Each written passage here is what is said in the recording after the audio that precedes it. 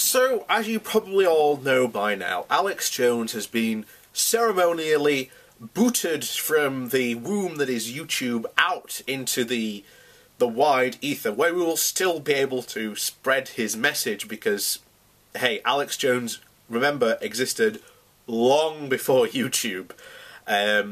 So, trust me, Alex Jones being able to spread his message outside YouTube, yeah, he's still gonna be able to do that. He's not being censored, as some people say.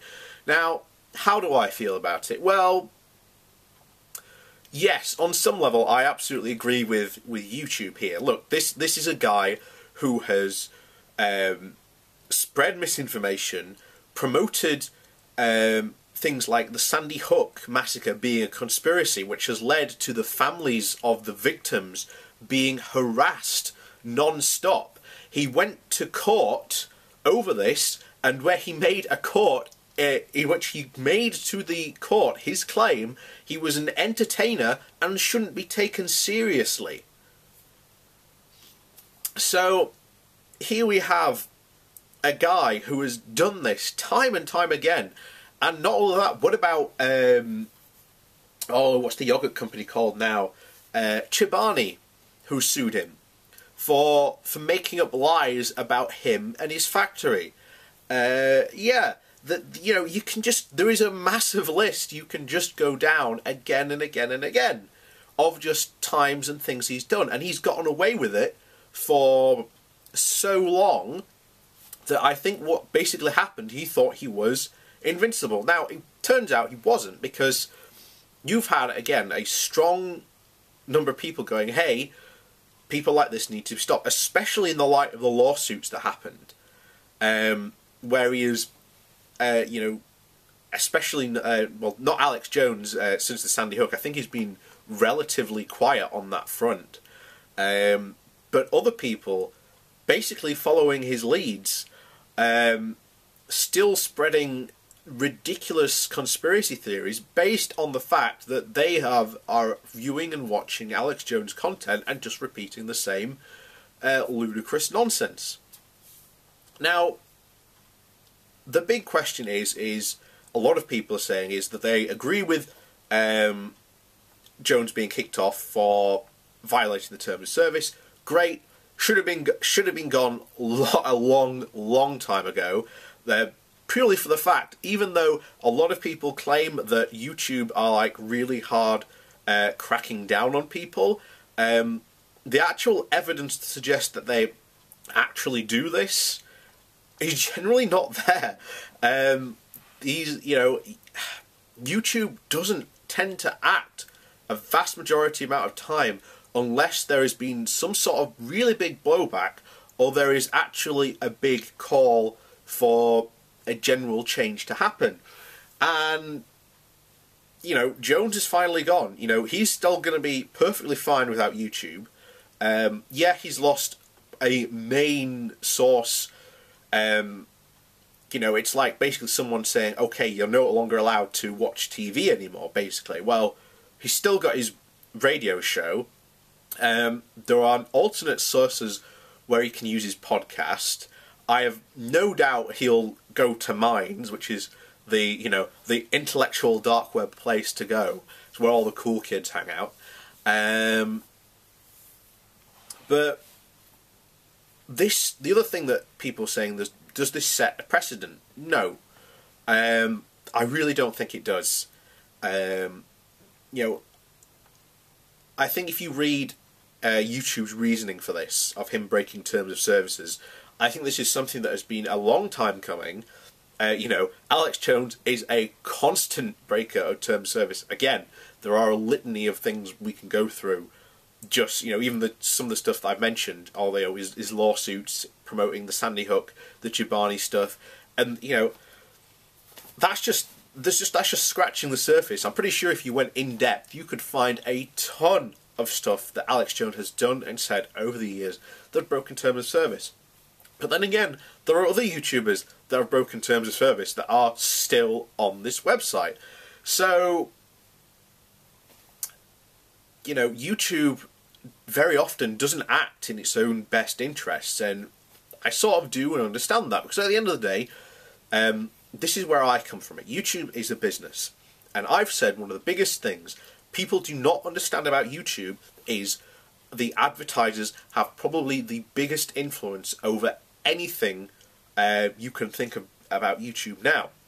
You know, I highly suspect the reason why Jones was gone was because Jones was still on the website, and there were big companies whose ads were still being shown before his videos.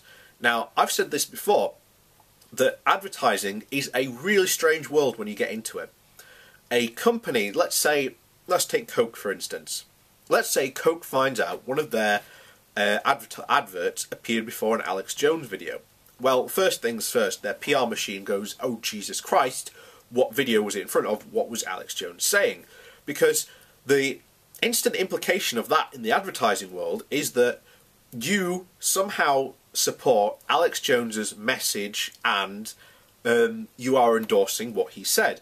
That has always been the modus operandi of the advertising PR guys. That if you somehow have an advert in front of something, then you clearly must be endorsing it. Now, obviously, you know, there are a lot of interesting situations I think this can be certainly applied to, whether that is encountered as a tacit approval, yes or no, to it. But very often I don't think it does. But especially in this, you know, modern culture-driven world, a lot of people do see that as being the case. So you can understand why these big advert companies, these big, you know, donors, probably the people who keep who donate the biggest amount of money for you know, YouTube keeping its lights on. It has nothing to do with the content creators themselves. Remember, they create the content, people come and watch it, and how is that content funded? Funded especially to keep the servers on, and particularly how big YouTube is itself. I mean, this is probably a couple of years old now, but someone said that YouTube now is as big as the internet used to be in something like the late 90s or something like that. It's huge. So they've got to have a constant you know, server presence to be able to host and for people to be able to view these videos. So being able to keep the lights on for them is really, really important. The other thing is that what a lot of people don't realise is that YouTube does run at effectively a loss, but that is because it is owned by Google, and the loss, they don't care. They can take the hit. But if YouTube was its own separate entity, YouTube just wouldn't be able to exist without advertisers. So ultimately, again, you can't confirm this 100%, but the big impetus to kick Jones will not have come from, as people have been saying, oh, it's been coming from the left and people being saying this guy's got to go. It would have come from the advertisers, basically saying, we've had enough. Our videos, even though YouTube has sort of done something to change it, they could do more, certainly to change it. We're fed up of our adverts appearing on his his content. So you either A, get rid of him, because ultimately these companies would have gone over YouTube's terms of service and gone, oh look, he's broken all these rules, why is he still on YouTube? Either he goes or we go. And I'll tell you now who YouTube would have gone with straight away. It's a no-brainer decision. You get rid of Alex Jones and you go with the money, because you need the money to keep your lights on. You need to keep one of the most successful mass video sharing platforms in the world going. So them getting rid of Alex Jones for that reason is a no-brainer, and that's why ultimately I think Alex Jones went. It had nothing to, well, it did, because obviously it was their decision ultimately, but the people who I always say, whenever situations like this come up, very, very few people ever think about how much power and influence the advertisers have over YouTube and the decisions it makes.